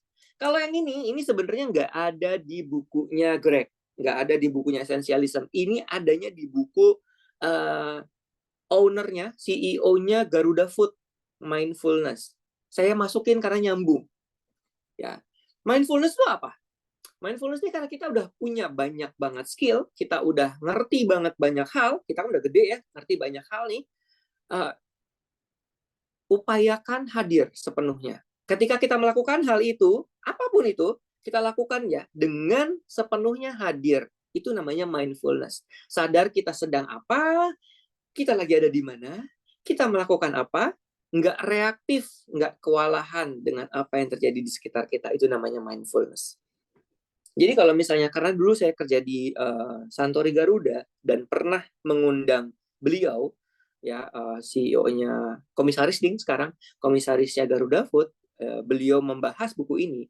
Beliau bilang gitu ya, ketika kita melakukan satu hal dan terus kemudian berusaha hadir sepenuhnya, apapun itu, ya lagi nyari vendor, wah bener-bener fokus banget nyari vendor. Kita tahu kita di mana, kita di rumah, sebelahnya suami, sebelahnya anak, ada 3 misalnya gitu, masih kecil-kecil pula. Ini misalnya aja ya Mbak Widi. Kita tahu kita lagi ngapain. Kita tahu kita lagi ada di mana. Kita nggak reaktif berlebihan. Kita nggak kewalahan. Walaupun anak kita nangis gitu, kita nggak kewalahan banget. Gitu. Kita lagi fokus nyari vendor. Bukan berarti kita bukan ibu yang nggak peduli ya. Bukan. Sebenarnya nak, ini ibu lagi ini dulu. Klik, udah klik selesai. Yuk apa? Gitu. Jadi kita nggak terlalu kewalahan. Kita tahu, oh anak kita ini nangis kayak begini cuma ngantuk aja. Karena kita tahu, kita sadar kita di sebelah anak kita yang masih kecil, yang mungkin satu waktu akan nangis. Tapi nangisnya nangis gimana? Biasanya kalau ibu langsung tahu tuh, oh itu nangisnya lapar, oh itu nangisnya gini. Bapak-bapak yang nggak tahu. Oke, ya jadi mindfulness. Kalau misalnya di Garuda Food itu ada momen yang namanya momen hening ya. Kalau misalnya sebelum kerja itu biasanya kayak diem dulu gitu, itu sedang mindfulness. Kalau kata beliau ya. Jadi sebelum ngapa-ngapain, sebelum merapat itu ada momen hening, gitu. Diam dulu gitu berapa detik gitu ya. Terus kemudian baru acara itu dimulai. Agar apa? Agar kita lupain dulu hal yang lainnya yang nggak penting. Kita sadar kita sedang mau meeting. Yuk kita meeting agar nanti kita nggak terlalu reaktif, nggak terlalu kewalahan ketika sesuatu hal terjadi di luar sana. Gitu. Semuanya sadar hadir sepenuhnya dalam meeting tersebut. Itu yang dilakukan sama komisarisnya Garuda Food. Gitu. Oke, next. Jadi kalau misalnya teman-teman masih, aduh kok ini kok begini gitu, masih mikirin hal yang lain di luar dari apa yang sedang teman-teman kerjakan, berarti teman-teman belum mindfulness. Nah, energinya berarti nggak 100% untuk input tadi. Energinya tidak 100% untuk yang input tadi. Ini ketika si trainer orang Australia ini ngomong di Malaysia, ya, the art of saying no. Kita kalau misalnya ada orang datang ke kita, nambahin kerjaan baru, kayak misalnya Mbak Dwi deh, paling gampang nih lagi diet, terus kemudian ada orang nawarin, Mbak mau risol mayo nggak? Ini enak loh, ini endul. Kira-kira Mbak Dwi gimana? No? Atau misalnya, aduh nggak enak, habis yang ngasih ini sih, yang ngasih misalnya atasannya Mbak Dwi gitu, kalau misalnya nggak diterima kan nggak enak tuh. Mbak Dwi pernah ada yang nawarin gitu nggak Mbak Dwi? Ada kalau kayak di kantor kan banyak ya, kayak ada mahasiswa itu kan nawarinnya pizza, donat, bakso. Nah. Mahasiswanya baik banget. Zaman saya nggak ada tuh mahasiswa yang nawarin kayak gitu. Soalnya mahasiswa S2 kan kebanyakan pada kerja. Udah pada kerja Dan ya. karena saya staff aja di situ, jadi ya kayak gitu. Jadi karena memang targetnya adalah itu tadi, saya nurunin berat badan sekian dengan harapan memang awalnya sehat dulu ya. Nanti imbasnya kan ke berat badan itu. Memang saya ngurangin garam tujuannya untuk tensinya stabil. Oke. Baru imbas-imbasnya yang berat badan tadi. Ya udah dijawab aja, ya diterima tapi kita tidak makan gitu. Oke. Berarti makan bakso nggak pakai garam gitu ya Mbak Dwi ya? Ya, Hambar Mbak Dwi. Beneran? Bener serius. Jadi makan bakso nggak ada mie-nya, cuman baksonya aja sama kuah, tapi nggak pakai garam gitu. Wow, oke. Kalau saya sih nggak deh, terima kasih, nggak enak. Oke, kalau saya targetnya adalah maintain berat badan tetap dengan perut cipluk saya gitu. Nggak, itu bercanda. Oke, saying no itu harus bisa gitu. Jadi kalau misalnya Mbak Dwi lakukan itu udah bener tuh, saying bener, bukan no. Nggak usah, saya nggak usah dikasih, nggak ya gitu, diterima benar gitu, tapi itu kan sopan santunnya kita ya orang Indonesia, tapi nggak dimakan gitu, walaupun kayak kalau bahasa Jawanya tuh ngawe-ngawe gitu ya, sini ayo makan aku gitu, tapi tetap nggak dimakan gitu, karena emang ini pantangannya Mbak Dwi gitu ya, sebagai orang yang sedang diet. Nah, saying no untuk pekerjaan ya, karena tadi yang udah menyumbang saran adalah Mbak Widi, saya pakai contohnya Mbak Widi ya. Mbak Widi nih dikasih tambahan pekerjaan, kira-kira saying no apa enggak? Padahal Mbak Dwi lagi repot-repotnya nih, Mbak Widi lagi repot-repotnya ngurus keberangkatan atasan ke Korea, tiba-tiba ada tambahan pekerjaan, kira-kira saying no apa yes? Biasanya saying yes. Ya kan Mbak Widi? Tuh kan, mengangguk apapun itu ya, begitu ini hubungannya, ini teman, ini orang tua, ini kan atasanku, maka aku akan saying yes karena kita nggak enakan. Itu adalah orang Indonesia. Maka ketika si trainer ini ngomong, kita tuh harus berani saying no. Orang itu harus saying no. Kalau misalnya ini tambahan kerjaan yang akan mendistraksi kita sama tujuan utamanya kita, ini tambahan pekerjaan yang akan membuat kita terlena dan terus kemudian kita lupa sama tujuan utamanya kita harus say no. Itu kata si orang Australia tadi. Saya bilang dong, saya angkat tangan, saya orangnya suka greget gitu ya. Ya, it's easy to say that because you are an Australian. But we are Asian. Jadi 6 negara yang datang pada saat itu adalah orang Asia semua. Saya bilang, mudah untuk Anda membicarakan itu karena Anda orang Australia. Tapi kami, orang Asia, it's not easy to say no. Enggak semudah itu bilang enggak. Kenapa? Karena kita orang nggak enakan. Orang Asia itu memang orang nggak enakan. Even Hong Kong, yang katanya paling logis, Singapura yang katanya semuanya serba data, begitu ngomong ada tambahan kerjaan dari bosnya, susah banget untuk bilang no. Pasti, oke, saya coba lihat apa yang bisa saya kerjakan. Itu orang Asia. Gitu ya. Tapi, gimana pun juga, kita ingat dong, di awal tadi kita ngomongin apa? Priority, prioritas. Maka, apapun, semuanya ya, di dunia ini pasti datang dengan resiko. Maka, kita bisa mengungkapkan enggak itu dengan cara yang baik tanpa menyinggung. Saya tulis di sini nih ya. Teman-teman bisa ngomong kalau misalnya, oke, saya bisa kerjain itu, tapi kalau misalnya prioritas saya udah selesai ya. Saya akan kerjakan itu setelah saya, si Mbak Widi ini, selesai ngerjain, nyiapin atasan-atasan mau pada pergi ke Korea ya. Kalau misalnya ini udah selesai, maka baru itu saya kerjain. Buat apa coba? Berani ngomong kayak begitu. Agar orang yang memberi tugas tahu, iya, Widi lagi prioritasnya adalah bos-bos lagi pada mau ke Korea ya. Kalau misalnya ini kita gangguin sama kerjaan yang lain, bos-bos nggak jadi pergi ke Korea, amsyong semuanya. Ambiar gitu. Kalau misalnya bahasa orang sekarang itu kan, bisa rungkat itu kemana-mana itu. Gitu. Nah, biar mereka tahu prioritas kita yang mana, kita harus jelasin juga kerjaan kita apa aja sih. Kalau misalnya kita langsung, ya udah nggak apa-apa gitu. Ya, kita sendiri yang akan rugi. Gitu. Resikonya bisa jadi teman-teman atau atasan atau siapapun itu yang ngasih tugas itu merasa kok gitu sih, so sibuk lu gitu, mungkin ya gitu. Tapi gimana pun juga itu harus kita ungkapin. Itu the art of saying no. Oke, next slide. Ada pertanyaan nih. Oke, sambil next slide ya. Bagaimana jika kita terima tapi masih dalam kapasitas kita yang terukur? Asal tidak mengorbankan prioritas kita yang utama, nggak apa-apa. Tapi harus tahu dong prioritas utamanya tadi yang mana. Tapi kalau misalnya kayak Mas Zaki tadi yang masih bingung gitu. Nah, bingungnya itu harus fokus ke menentukan priority dulu. Jadi kalau person yang teman-teman yang lain yang mungkin yang belum bicara, saya juga sama nih kayak Mas Zaki tapi bingung malu gitu ya mau ngomong. Sama teman-teman. Prioritasnya dulu, coba deh teman-teman belajar menentukan prioritas gitu. Kalau misalnya itu belum, agak sulit menggunakan esensialisme dalam membantu hidup kita. The art of saying no. Ini saya ada tulis beberapa. Ya, sebelum bilang iya, evaluasi lagi deh teman-teman. Evaluasi lagi. Ini selaras nggak sama prioritas kita? Selaras enggak? Kalau selaras itu kan berarti paralel, jalannya barengan. Ya, kalau misalnya iya, ya udah, sikat. Ya, lakuin sekalian. Orang sama kok barengan ini. Misal ya kayak misalnya tadi Mbak Widi mau memberangkatkan atasan-atasan ke Korea, terus kemudian ada yang ngasih tambahan, Mbak ini tolong ya di list koper-kopernya bos-bos karena mau bawa koper kosong buat oleh-oleh ke kita. Itu selaras bukan?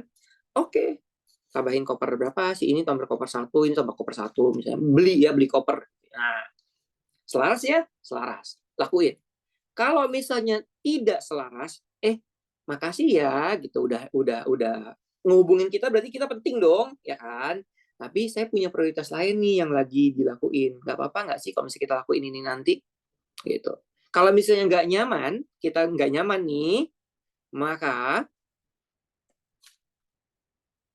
tawarin alternatif apapun ya, pekerjaan teman-teman, apapun kegiatannya teman-teman sekarang, terus kemudian ada orang yang bukber yuk, padahal lagi sibuk nih gitu. Sombong banget lu sekarang, mentang-mentang udah jadi manajer, nggak pernah mau bukber lagi. Ayolah, bukber. Ntar lo, saya lagi ada prioritas nih. Bos-bos mau ke Korea nih. Maka, sama Mbak Widi, dikasih alternatif. Kalau bukber gue nggak bisa, gue lagi fokus banget sama kerjaan gue, bos-bos gue mau ke Korea. Gue lagi dapat tugas itu. Kalau misalnya halal bihalal aja gimana? Kita ketemu habis lebaran deh. Habis lebaran soalnya semuanya udah selesai. Nah, enak tuh. Atau delegasiin ke orang lain. Kita punya anak buah nggak? Kalau misalnya iya, coba delegasiin ke anak buah. Lagi, sibuk banget. Misal ya, saya career woman gitu. Misal, Anak-anak ada yang rewel karena lagi sakit. Suaminya bisa diberdayain nggak? Didelegasikan ke suaminya maksudnya. Yang gitu, si adek lagi rewel nih kan demam, tapi aku lagi ngurusin ini, bisa nggak kamu pegang adik dulu? Nah, bisa tuh kan, delegasiin ke orang lain. Itu the art of saying no. Nomor 4, tegasin alasannya Anda itu apa. Kenapa kok Anda bilang enggak? Kenapa kok Anda malah ngasih alternatif? Gitu ya. Terus kemudian yang terakhir, bilang enggak itu bukan berarti Anda itu buruk, Anda itu sombong, Anda itu apa ya? Ya, teman-teman tuh bukan orang yang anti sosial, bukan teman-teman yang nggak mau ngumpul lagi sama yang lain gitu, tapi karena kita tahu prioritas kita yang mana gitu. That's why saya nggak pernah ikut reunian gitu.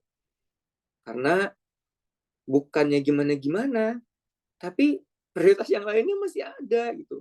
Dan itu lebih penting daripada reuni pada saat itu ya gitu. Pada saat teman-teman yang lain reunian yuk gitu. Nah, kebetulan saya sama Mbak Dwi ini satu alma mater. Nah, Mbak Dwi ini jauh-jauh dari Jogja pernah loh reunian gitu di Cilegon gitu. Tapi saya nggak ikutan padahal saya deket dari Depok. Karena saya punya prioritas yang lain. Bukan sombong, bukan. Saya masih nyapa teman-teman yang lain di grup WA kok. Gitu. Yang ngejapri juga ada. Gitu. Yang minjem uang ada. Walaupun saya juga ternyata butuh duit. Gitu. Minjem 700 dong. Saya juga lagi butuh nih 500. Ya udah, saya minjem dulu 500, tak pinjemin 700 gimana? Ya kira-kira kayak gitulah.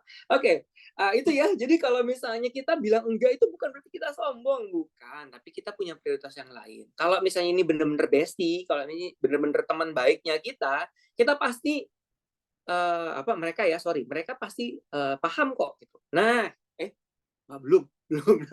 Nah, setelah yang tadi ya, setelah art of saying no, nah kita masuk ke sini ya, essentialism sama time management. Next slide-nya yang tadi. Ini kayaknya teman-teman semuanya apal deh sama tabel yang satu ini. Next slide, Mbak. Nah, ini loh. Ya, urgent nggak urgent? Ayo, silahkan tentukan sendiri. Yakin nggak itu urgent? Ada yang, jadi cuma 4 ya matriksnya.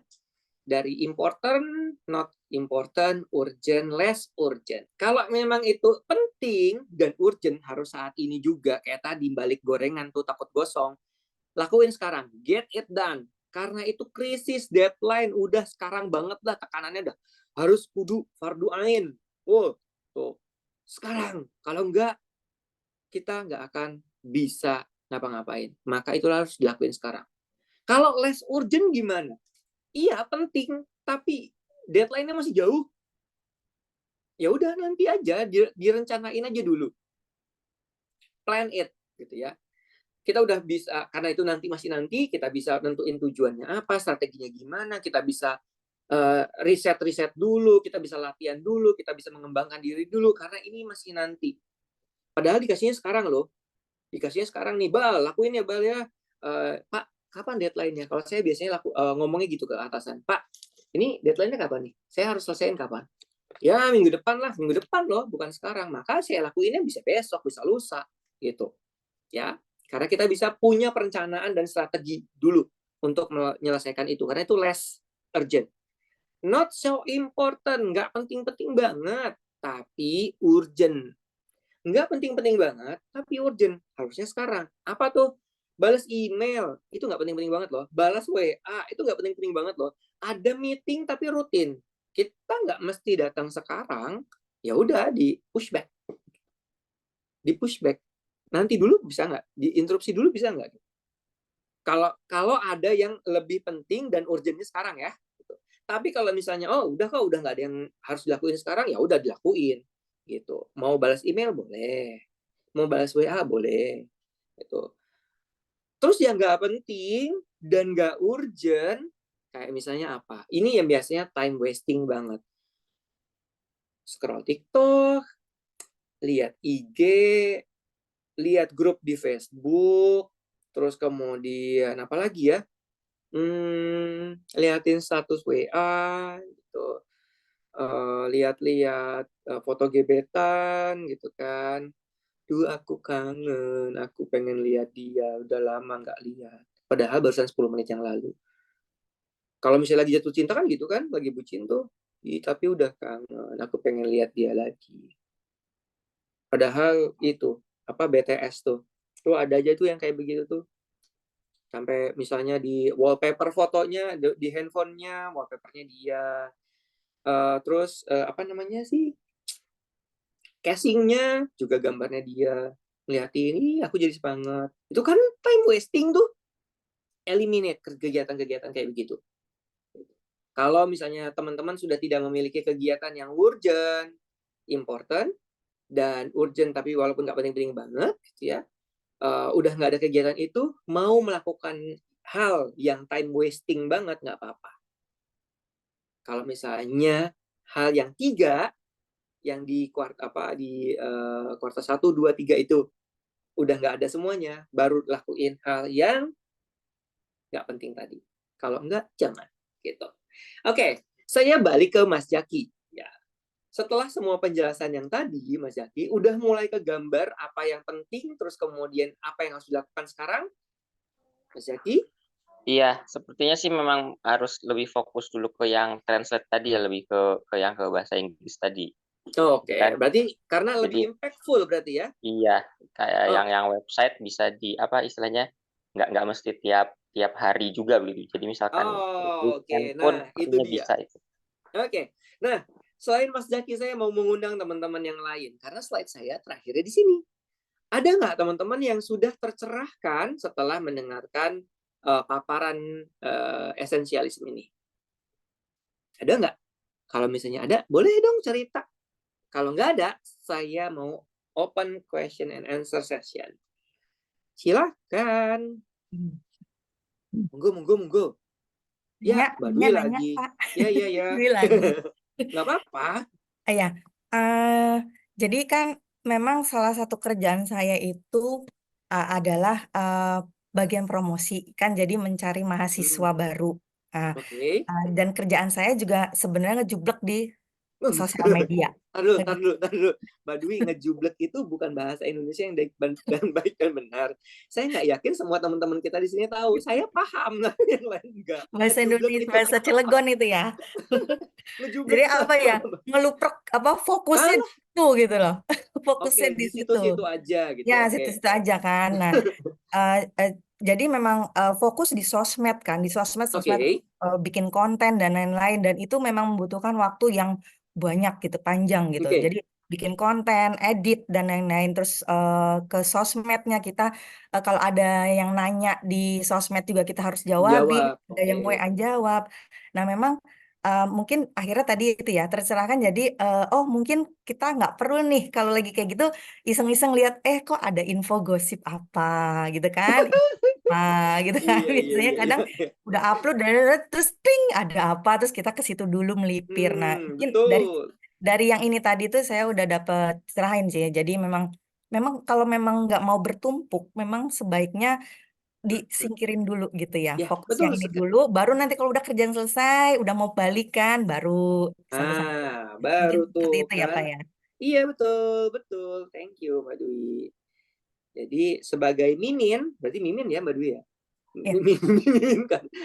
Yang sebagai Mbak Mimin ya, jangan sampai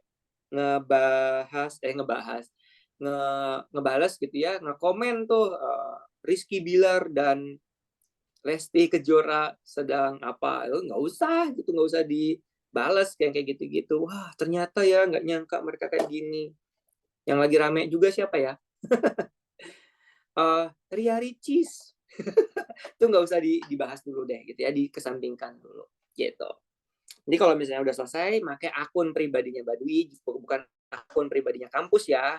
Mau scrolling terserah gitu. Nanti lupa masih pakai akunnya kampus, ngebahas akun gosip kan, ternyata sekelas UGM masih ngebahasnya di sini. Itu kan bahaya tuh ya. Oke, ada lagi Mbak Dwi? Udah ya kalau Mbak Dwi ya, udah oke.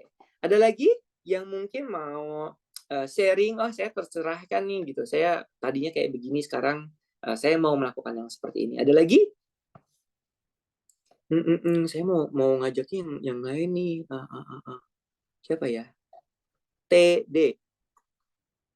Ini Bapak-bapak kalau nggak salah saya tadi lihat ada open kamera. Bapak mau sharing?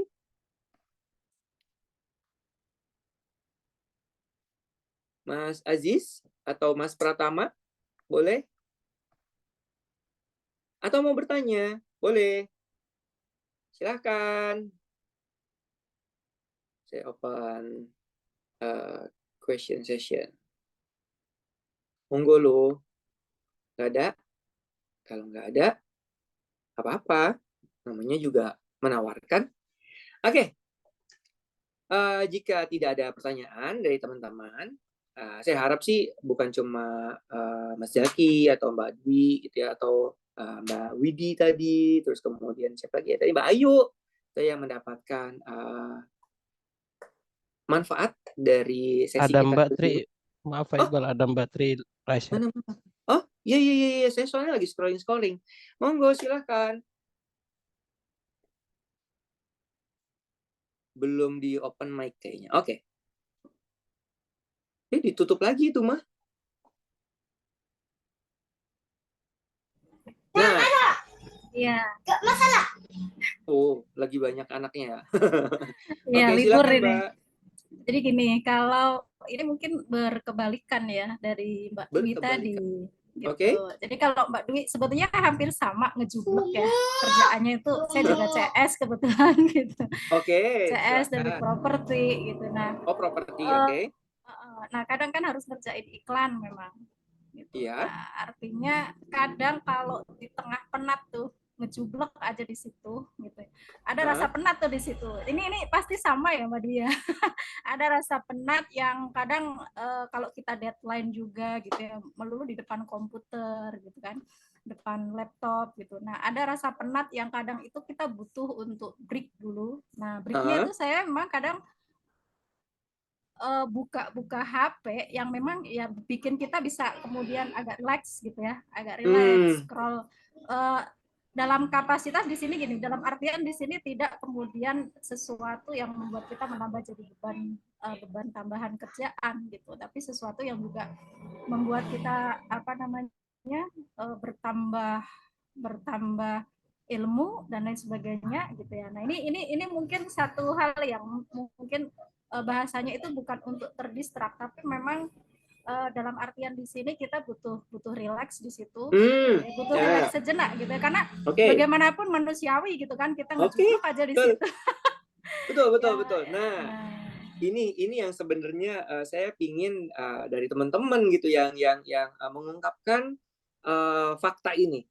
Lalu kalau misalnya kita fokus terus sama pekerjaan, kok kayaknya kayak robot ya, bener nggak sih? Kita kayak robot ya gitu, kerja terus gitu.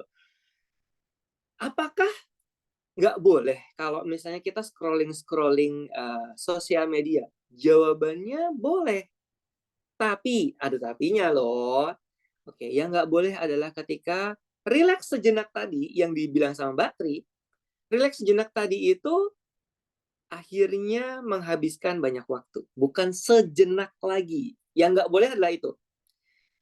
Manusiawi banget kalau misalnya capek, terus kemudian buka HP dong. Lihat-lihat, lucu ya. Kan biasanya sosial media tuh kita, kalau orang-orang yang udah berusia ya, kayak saya, ada yang akun-akun yang bermanfaat, ada akun-akun yang nggak bermanfaat. Ya. Nah itu kita scrolling ya, namanya juga scrolling kan. Nanti ketemu, wah akunnya isinya ilmu nih. Nggak apa-apa dong kalau misalnya saya buka akun ini, kan ini nambah ilmu juga.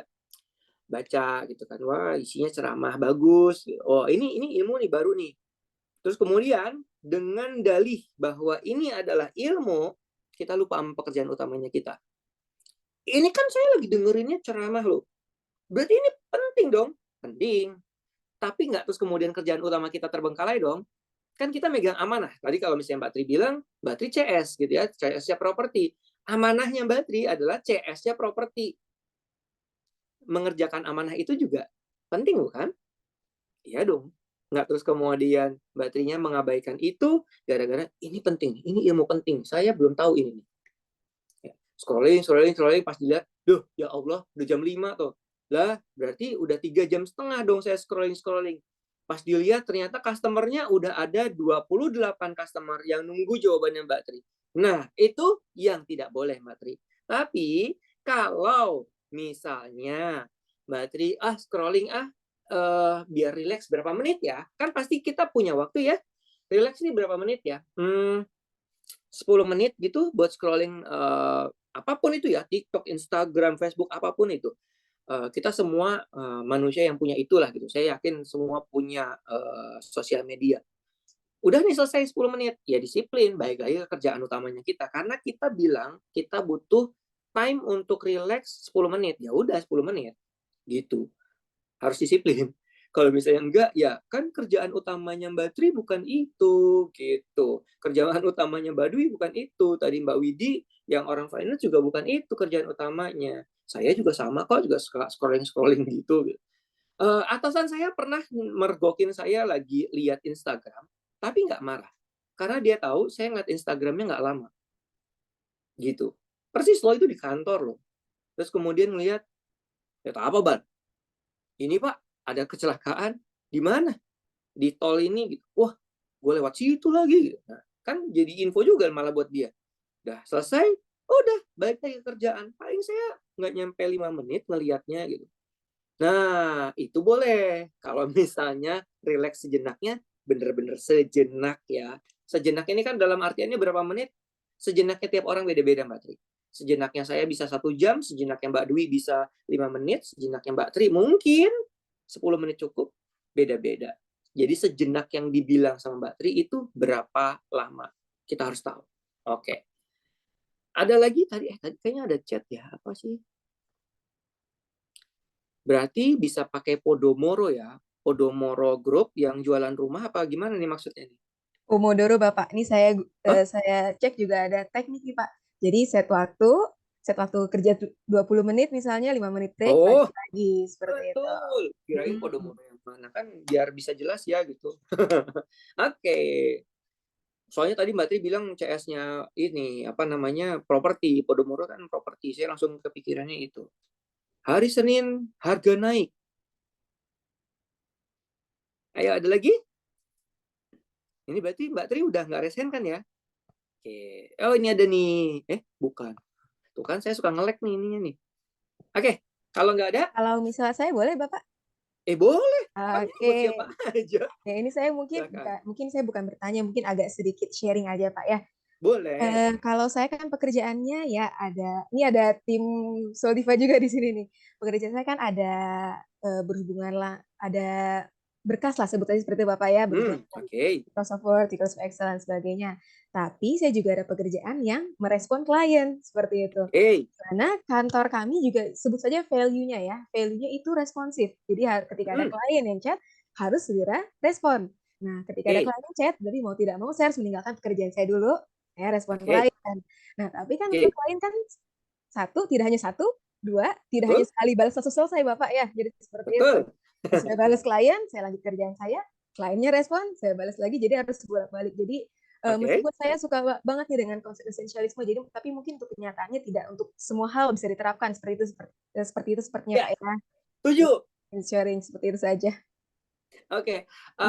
Sebenarnya apa yang diterapkan sama Mbak Desi itu udah esensialisme loh Mbak Desi.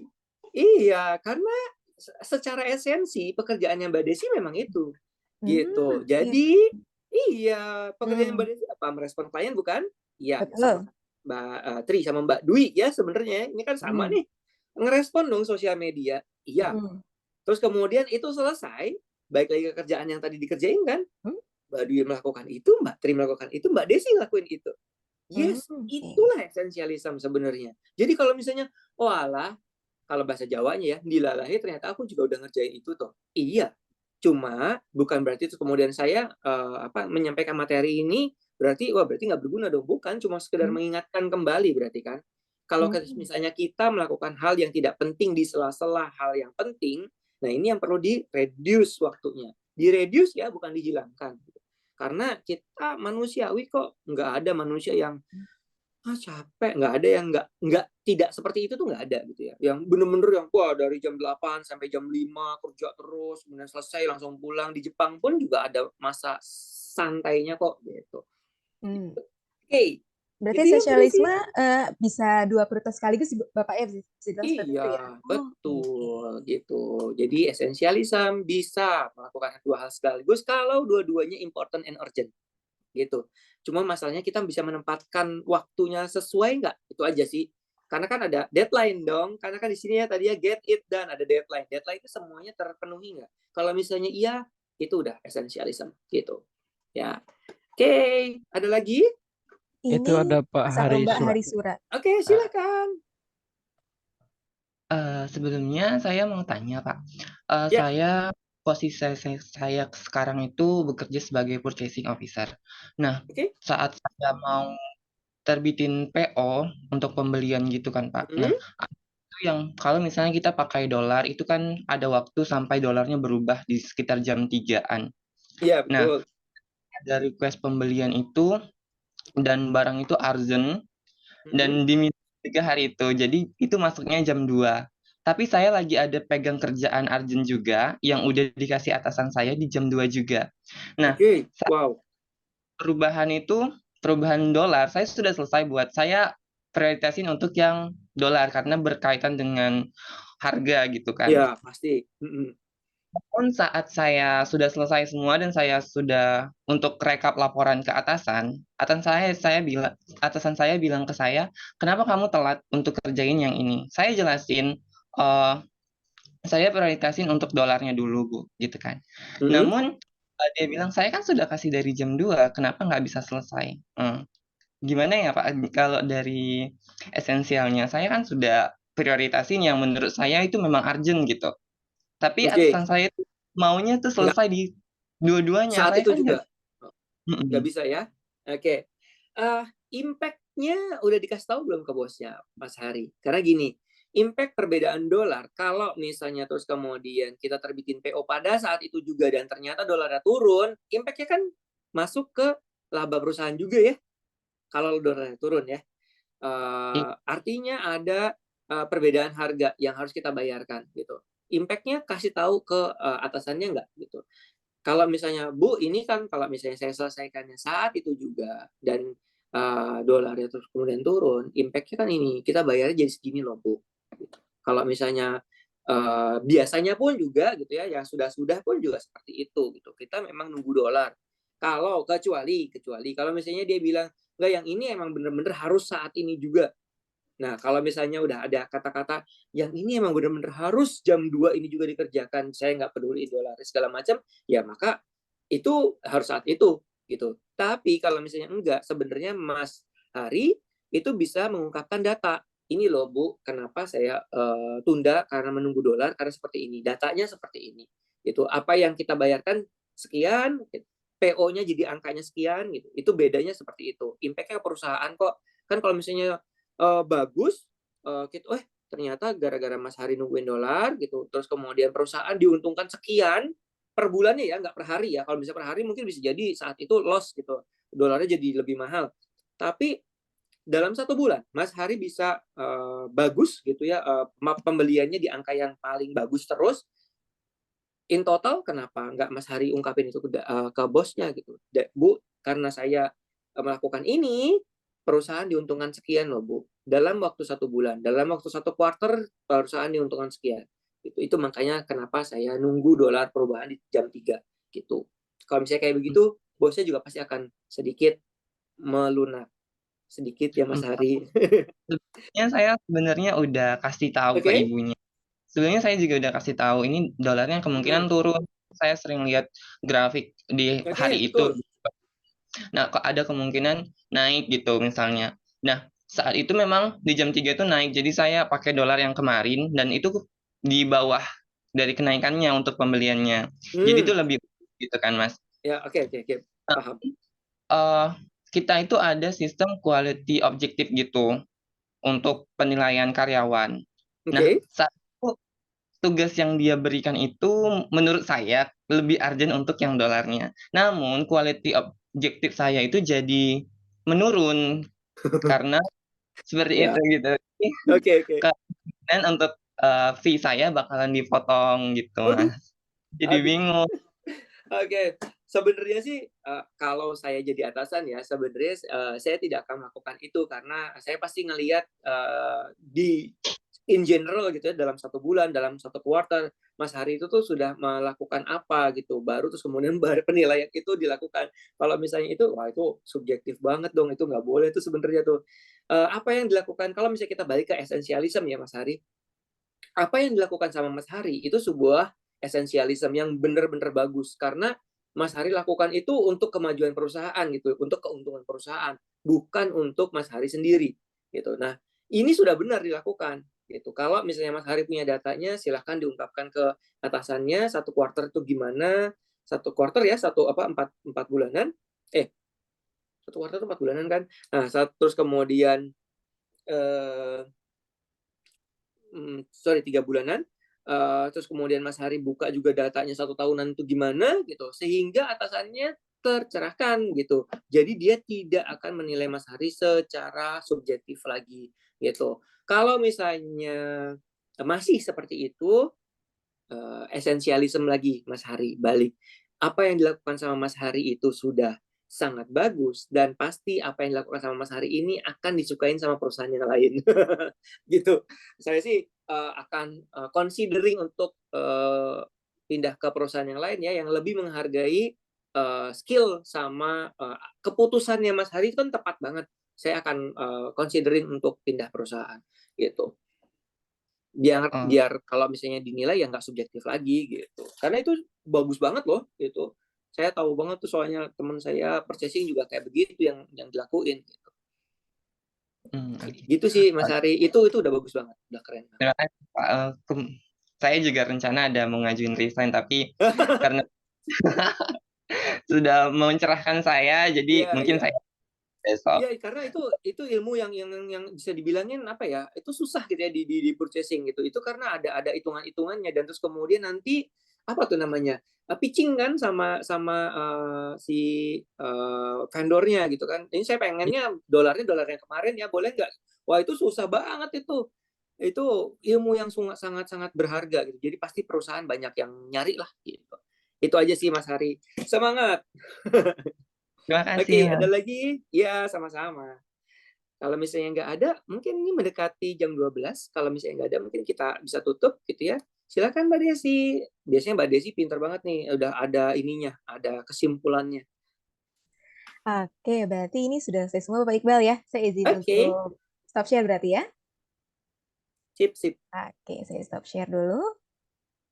Oke, baik. Terima kasih banyak Bapak Iqbal ya atas ilmunya nih yang bermanfaat sekali. Tadi kita sudah belajar tentang esensialisme ya.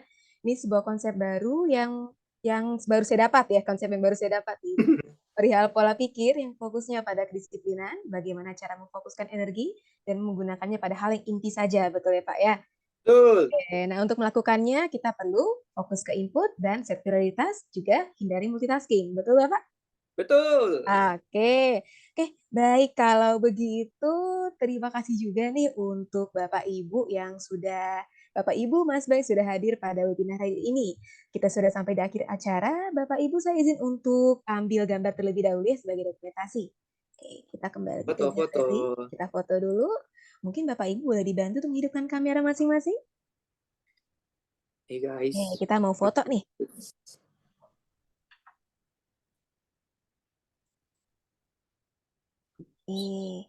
Boleh hidupkan kamera masing-masing untuk dokumentasi ini.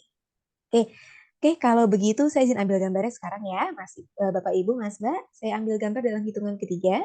1, 2, 3.